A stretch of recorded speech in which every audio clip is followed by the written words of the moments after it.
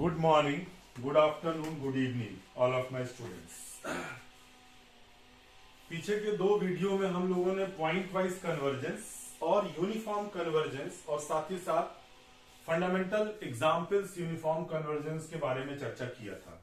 इस वीडियो में जैसा कि मैंने प्रीवियस वीडियो में बताया भी था कि हम कुछ यूनिफॉर्म कन्वर्जेंस के रिगार्डिंग कुछ टेस्ट के बारे में चर्चा करेंगे। इसमें जो पहला टेस्ट आता है जिसको ऑलरेडी बोर्ड पे पहले से लिखा हुआ है, this is the Cauchy test for uniform convergence. ठीक है, ये सबसे पहले फंडामेंटल टेस्ट है। इसके बाद हम लोग दूसरे टेस्ट की बात करेंगे जो कि एमएन टेस्ट होता है। तो कॉसी टेस्ट में क्या कहा गया, अगर आपने बीएससी 2 में देखा होगा तो कॉसी टेस्ट वहां पर सीक्वेंस ऑफ रियल नंबर्स के लिए भी होता था। ठीक है, यहाँ पे सीक्वेंस ऑफ फंक्शंस के लिए है कि अगर आपके पास कोई सीक्वेंस ऑफ फंक्शन है जो कि किसी डोमेन ई में डिफाइंड है, मतलब एफएन एक मैपिंग है ई टू आर में। Fn is a mapping from E to are.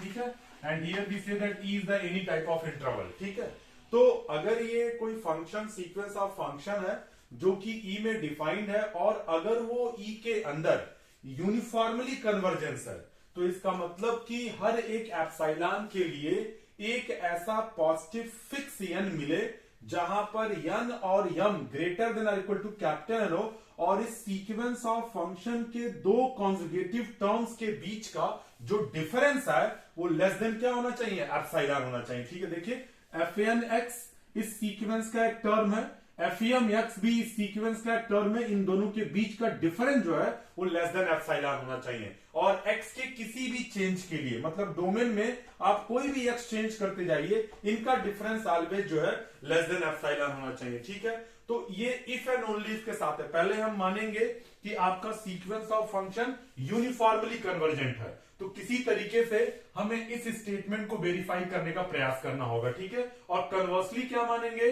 कि अगर आपके पास सीक्वेंस ऑफ फंक्शन है और उसके दो टर्मों का एब्सोल्यूट डिस्टेंस इन सारे कंडीशन के लिए लेस देन एप्सिलॉन है, तो निश्चित तौर पर उस तरीके का सीक्वेंस ऑफ फंक्शन जो है वो यूनिफॉर्मली कन्वर्ज करना चाहिए। और यूनिफॉर्म कन्वर्जेंस का मतलब आप जानते हैं कि अगर आपके पास कोई सीक्वेंस ऑफ फंक्शन है, जैसा कि मैंने प्रीवियस वीडियो में बताया था, सीक्वेंस ऑफ फंक्शन है और वो किसी एफ के ऊपर यूनिफॉर्मली कन्वर्जेंट है, मतलब for every epsilon greater than 0 there exist a positive integer n greater than 0 such that mod of fn x minus fx is less than epsilon for every x belongs to e।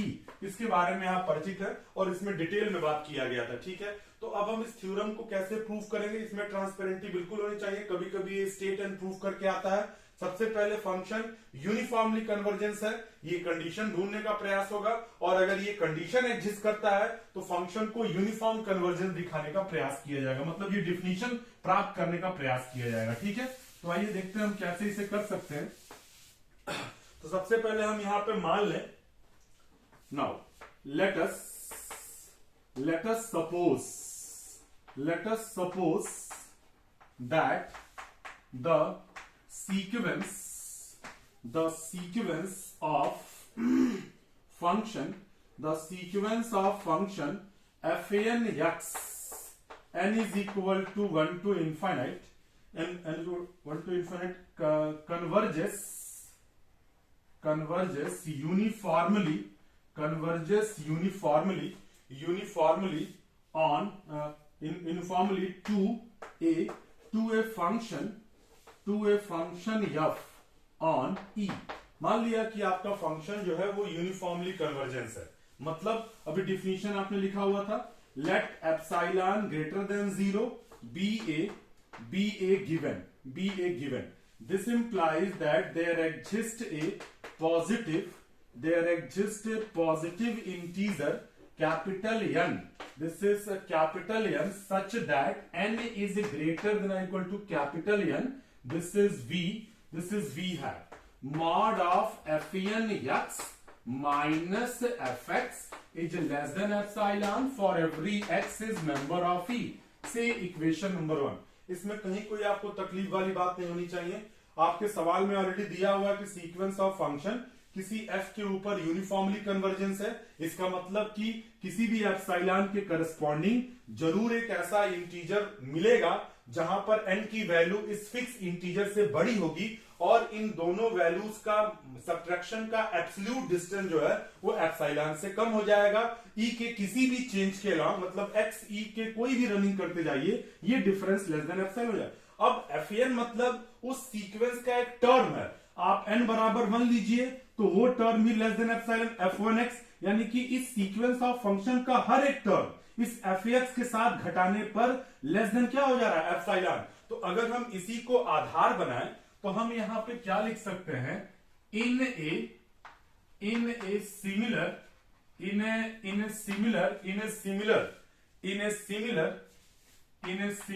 Way this is m is greater than n, this is we have, क्या we have, mod of fm x minus fx is again less than epsilon. This is epsilon by 2 for your choice. This is epsilon by 2 and for every x is member of e. मतलब कोई भी term लीजिए sequence of function का, उसका fx से साथ जो difference आएगा वो लेस देन एप्सिलॉन होगा। We can take epsilon by 2 क्योंकि अंतिम में हमें एप्सिलॉन दिखना चाहिए, तो this is the setting, doesn't matter, ठीक है। तो अब यहां पे क्या करना होगा, now for n comma m is greater than n, ठीक है, and x belongs to e, this is we have, जो आपको ढूंढना है, this is mod of fn x minus fm x, ठीक है, is equal to mod of fn x minus fx plus this is f of x minus fm x। आपने ले लिया, इसमें आपको कोई तकलीफ नहीं होनी चाहिए, क्योंकि ये सब के सब रियल नंबर से, क्योंकि e टू r में मैपिंग है तो ये एक रियल नंबर मिलेगा, तो definitely you can implement the triangular equality of the real number, mod of a plus b is always less than or equal to mod of a plus mod of b. So now we implement here triangular inequality, fan x minus fam x is less than or equal to mod of fan x minus fx, and you also know that mod of a minus b is equal to mod of a plus b. That's why आप यहाँ पे क्या लिख सकते हो, this is fam x minus fx, ठीक है। अब यहाँ पर देखिए इक्वेशन 1 कहता है से इक्वेशन नंबर 2, इक्वेशन 1 कहता है कि this quantity is less than epsilon by 2 if n is greater than or equal to capital N, and this is also less than epsilon by 2 whenever n is greater than or equal to capital N. Now we implement here, ठीक है। तो mod of fan x minus fam x is less than epsilon by 2, less than epsilon by 2, and this is epsilon, ठीक है। तो now here we observe that कि thus for every epsilon greater than 0 there exists a positive integer capital N such that n comma m is greater than or equal to capital N. This is we have mod of fan x minus fam x is less than epsilon for every x is member of e, ठीक है। This is the first part of the theorem. एक बार फिर से आप realise करिए कि आपके पास sequence of function है, सिंपल सी बात, आपने उसे यूनिफॉर्मली कन्वर्जेंस बोल दिया, तो किसी न किसी फंक्शन के ऊपर यूनिफॉर्मली कन्वर्जेंस होगा, तो मान लिया कि ये f पर यूनिफॉर्मली कन्वर्जेंस है। यूनिफॉर्मली कन्वर्जेंस की डिफिनेशन कहती है किसी भी एप्सिलॉन के लिए जरूर एक ऐसा इंटीजर मिलेगा जो इस तरह की कंडीशन को फॉलो करेगा। तो भैया सीक्वेंस का हर एक टर्म इसको फॉलो करेगा, तो चाहे fan x एक सीक्वेंस का कोई टर्म है तो इसी प्रकार से fam x भी तो कोई टर्म होगा, तो fm x is minus fx is also less than epsilon by 2, m is greater than or equal to capital N, ठीक है। For n m is n भी greater than or equal to n है, m भी greater than or equal to m है, equation 2 और equation 1 के माध्यम से x e में बिलोंग करता है, इसका डिफरेंस निकालना है। इसके डिफरेंस में हमने प्लस x जोड़ दिया, माइनस x घट दिया, तो इसके बैलेंसी पे कोई प्रभाव नहीं पड़ेगा। मैंने कहा कि fan x माइनस fx एक रियल नंबर होगा, ये भी रियल नंबर होगा, क्योंकि जो मैपिंग होती है वो किसी इंटरवल से r में होती है, e टू r, e मतलब इंटरवल्स, ठीक है। तो this is less than or equal to this is less than equal to this, ये भी लेस देन एप्सिलॉन बाय 2, ये भी लेस देन एप्सिलॉन बाय 2, तो total quantity less than epsilon, मतलब कि अगर sequence of function uniformly convergence है तो आप हर एक एप्सिलॉन के लिए जरूर एक ऐसा n और m ढूंढ पा रहे हैं जहां पर इनका जो डिफरेंस है वो लेस देन क्या हो जा रहा है, एप्सिलॉन हो जा रहा है x के किसी भी चेंज के लिए, ठीक है।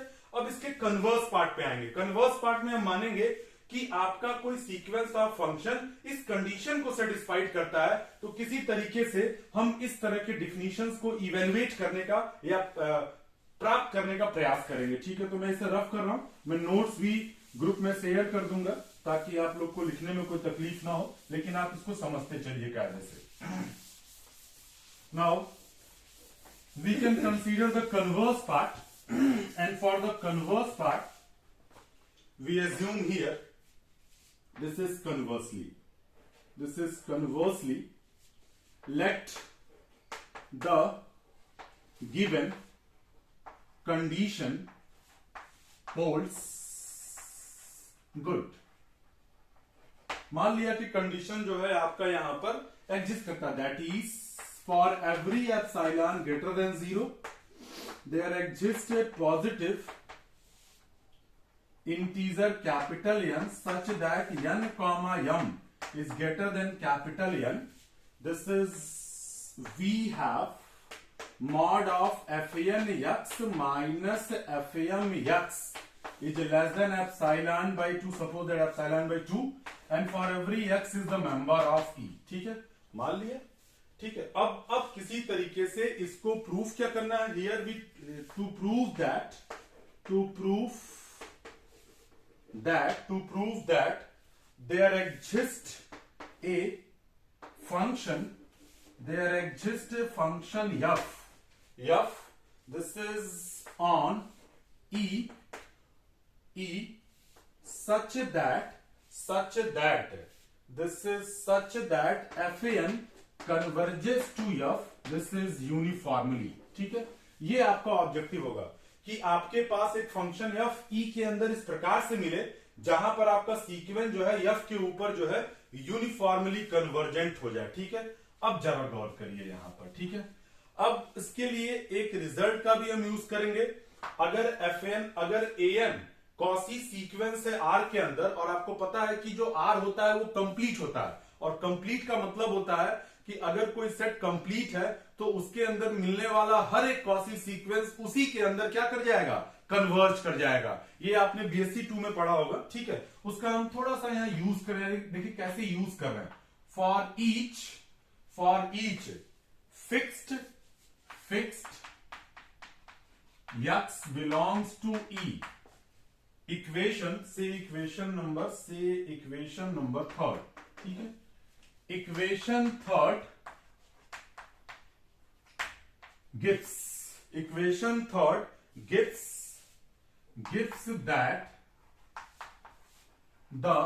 gives that the sequence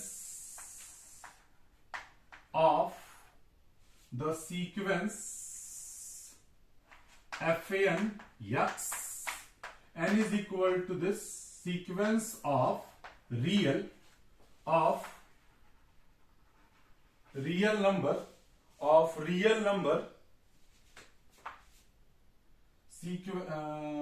equation third gives the sequence of real number is a Cauchy sequence in R। ठीक है, अगर आप यहां से देखें तो Fn(x) कहां जाके आउटपुट देता है, रियल नंबर में, और इसके दो टर्मों के बीच का डिफरेंस लेस देन एप्सिलॉन है, तो this is definitely indicates the quasi, मतलब आपने x को फिक्स कर दिया तो एक सिंपल सीक्वेंस तैयार हो गया। मान लीजिए आपने x को फिक्स किया, n को रन कराया, तो इसका बिहेवियर बिल्कुल बीएससी 2 के तरह सीक्वेंस की तरह हो जाएगा। डिफरेंस लेस देन एप्सिलॉन है तो निश्चित तौर पर वो कॉसी हो जाएगा। फिर x को फिक्स किया, फिर कॉसी मिला, फिर x को फिक्स किया, मतलब ऐसे ऐसे x को चेंज करते जाइए, बार बार आपको कॉसी सीक्वेंस मिलेगा। और मैंने अभी जस्ट कहा कि अगर R जो सेट ऑफ रियल नंबर होता है वो कंप्लीट होता है, तो इस R के अंदर मिलने वाला कोई भी कॉसी सीक्वेंस इसी R के अंदर क्या कर जाएगा, कन्वर्ज कर जाएगा। ठीक है, तो आप यहां पे चूंकि x के चेंज के अलॉन्ग कन्वर्जेंस है, तो हो सकता है कि उसकी लिमिटिंग वैल्यू डिफर हो जाए, तो इस तरह का कन्वर्जेंस फंक्शन ऑफ सीक्वेंस के लिए कैसा हो जाएगा, पॉइंट वाइज हो जाएगा। ठीक है, तो आप मानेंगे लेट या this shows that and also R is complete, so Fn is convergent, Fn converges in R, ठीक है, that is let Fan converges to F, this is pointwise as n tending to infinite, ठीक है, that is limit n tending to infinite Fan x is equal to, आपने क्या मान लिया, Fx for every x is belongs to E। आप इसे convergence नहीं मान सकते, पॉइंट वाइज बोल सकते हैं, ठीक है। अब आपका मुद्दा कि ये फंक्शन ऑफ सीक्वेंस जो है वो यूनिफॉर्म हो जाए, तो अब देखिए हम इसे कर क्या रहे हैं, ठीक है। हम इक्वेशन थर्ड पे जाएं, फ्रॉम इक्वेशन नंबर थर्ड, गौर करिएगा, फ्रॉम इक्वेशन नंबर थर्ड हम क्या लिख सकते थे, this is minus epsilon by 2, this is Fan x minus Fm x is less than epsilon by 2, ठीक है। यहां पर दोनों साइड में हम जो है Fm को, दोनों साइड में यहां पर हम लोग Fm को ऐड कर सकते हैं। जब हम Fm को ऐड करेंगे तो यहां से हम आप यूं समझिए कि लिमिटिंग वैल्यू ले रहा है, ठीक है। यहां पे इस सी इक्वेशन नंबर 4 सपोज दैट, ठीक है। नाउ कीपिंग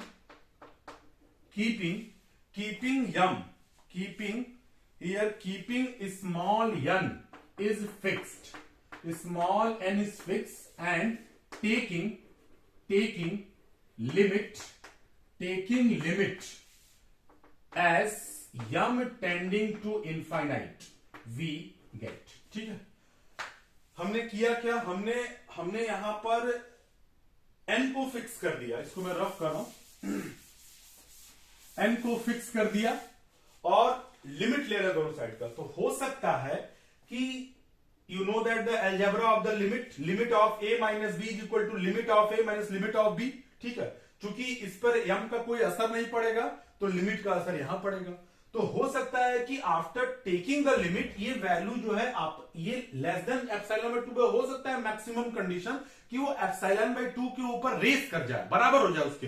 तो आप कैसे लिखेंगे इसको, this is minus epsilon by 2 less than or equal to this is Fan x minus limit m tending to infinite Fm x less than epsilon by 2 less than or equal to, ठीक है। Here small n is greater equal to capital N। तो इसकी चूंकि आपको पता है कि आपका कोई भी सीक्वेंस ऑफ फंक्शन है वो पॉइंट वाइज है, तो Fm x की लिमिट भी क्या मिलेगी, f मिलेगी। तो यहां से आप क्या लिख सकते हो, this is minus epsilon by 2 less than or equal to Fan x minus Fx is less than or equal to epsilon by 2। यहां से क्या लिखोगे, mod of Fan x minus Fx is less than epsilon by 2, this is less than epsilon for every n is greater equal to capital N, for every x is belongs to E, and this shows that Fan converges to F, this is uniformly on E, और आपका जो function होगा वो कैसा हो जाएगा, uniformly convergent. फिर से सुन लीजिए, कन्वर्सली माना कि आपका जो कंडीशन है वो होल्ड करता है, आपने लिख लिया। उसके बाद आपको एक फंक्शन या इस प्रकार से ढूंढना है कि ये सीक्वेंस उसके ऊपर यूनिफॉर्मली कन्वर्ज करे, सीक्वेंस ऑफ फंक्शन, ठीक है। तो हमने इक्वेशन थर्ड का सहारा लिया और x को फिक्स कर दिया। तो इक्वेशन अब x को फिक्स कर दोगे यार, तो उसके बाद n को ही तो रन कराओगे, तो बार बार इसका दो टर्मों के बीच का जो डिफरेंस आएगा वो लेस देन एप्सिलॉन हो जाएगा, ठीक है। तो इसका मतलब कि ये कैसा इंडिकेट कर रहा है, रियल नंबर के ऊपर कॉसी सीक्वेंस इंडिकेट कर रहा है। और आपको पता है कि कॉसी सीक्वेंस जो होता है वो रियल नंबर के अंदर लिया गया है, और रियल नंबर जो होता है वो कंप्लीट होता है। तो कंप्लीटनेस का डेफिनेशन है कि किसी भी सेट, कोई भी सेट कंप्लीट है तो उसके अंदर लिया गया कोई भी कॉसी सीक्वेंस जो है उसी के अंदर कन्वर्ज करेगा, ठीक है। तो हमने बोला कि ये Fan जो है f के ऊपर कन्वर्ज करता है, चूंकि ये x के चॉइस के ऊपर डिपेंडेंट है, x चेंज करोगे तो फिर n को बदलना पड़ेगा। तो यानी कि आपका जो सिचुएशन है वो कैसा है, पॉइंट वाइज का है, ठीक है। अब अगेन आप इक्वेशन नंबर थर्ड में जाइए, थर्ड को आप ऐसा लिख सकते हैं, ठीक है। इसके बाद n को फिक्स कर लीजिए और m को लिमिट ले लीजिए। ऐसा नहीं है आप m को फिक्स कर सकते थे, n की लिमिट ले सकते थे, आपकी मर्जी, ठीक है। तो आपने ऐसा किया, तो जब लिमिट लिया तो मैं कह रहा हूं कि जब लिमिट लेने के बाद हो सकता है कि ये वैल्यू जो है इसके ऊपर कंप्लीटली एप्सिलॉन बाई 2 के ऊपर रेस कर जाए, हो सकता है। तो कहीं भी less than or equal to लगाया तो दोनों में से कोई एक बात होल्ड करेगी, दोनों नहीं होल्ड कर सकती है, ठीक है। तो minus epsilon by 2 less than equal to F N X minus limit m tend to infinity F M X. चूंकि ये पॉइंट वाइज है तो ये एफ एक्स हो जाएगा, और चूंकि ये इक्वेशन थर्ड कहता है किसके लिए होल्ड कर रहा है, n is greater capital, capital is the fix integer, तो ये डिफरेंस जो है वो लेस देन एप्सिलॉन हो जाएगा। कब? जब स्मॉल n किसी फिक्स n से बड़ा हो जा रहा है। तो definitely this situation is comes into the uniform convergence. ये जो सिचुएशन है वो यूनिफॉर्म कन्वर्जेंस की है। तो डेफिनेटली इस कंडीशन में आपका जो सीक्वेंस ऑफ फंक्शन है वो ई के अंदर कैसा हो जाएगा, यूनिफॉर्म कन्वर्जेंट हो जाएगा। ठीक है, तो ये आपका कॉसी टेस्ट था। नेक्स्ट वीडियो में हम लोग जो है एमएन टेस्ट के बारे में जानने का प्रयास करेंगे और उससे रिलेटेड बहुत सारे क्वेश्चंस को भी लगाने का प्रयास करेंगे। तो बहुत बहुत धन्यवाद आप लोगों को।